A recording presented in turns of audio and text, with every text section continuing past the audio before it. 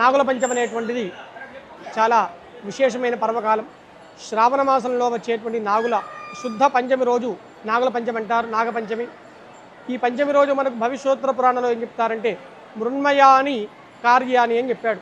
అంటే మట్టితోని ఆ సర్పాకారంగా ఒక పుట్టలాగా నిర్మాణం చేసి ప్రతి వారు కూడా ఇంట్లో ఆ నాగదేవతను పూజించాలి. ఆ పుట్టలో ఆవు పాలు పోసి పొద్దునంతా పూజించి సాయంకాలం విశేషంగా ఆడపిల్లలు ఇంటికి వచ్చి కడప కడిగి దాంతోపాటుగా ఆ నాగప్రసాదంగా ఆ ఆవు పాలను తమ అన్నగారులకు, మేనల్లులకు, మేనకోడలకు అందరికి కూడా ఆ కళ్ళను ఆ ఆవు పాలతో శుద్ధి చేయడం, దాంతోపాటుగా ఆ పుట్టమన్నుతోని చెవులను కూడా కడగడం అనేటువంటిది చాలా విశేషమైనటువంటి క్రతువు.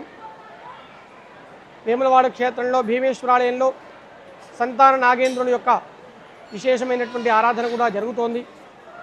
ఎవరైతే ఈ సంతాన నాగేంద్రుని యొక్క పూజిస్తారో వారికి సంతానంపరమైనటువంటి ఏ రకమైనటువంటి ఆటంకాలు ఉండకుండా సత్సంతానం, మంచి శతాయుష్కుడైనటువంటి పుత్రులు కలుగుతారని చెప్పి మనకు భవిష్యోత్తరంలో చెప్పారు.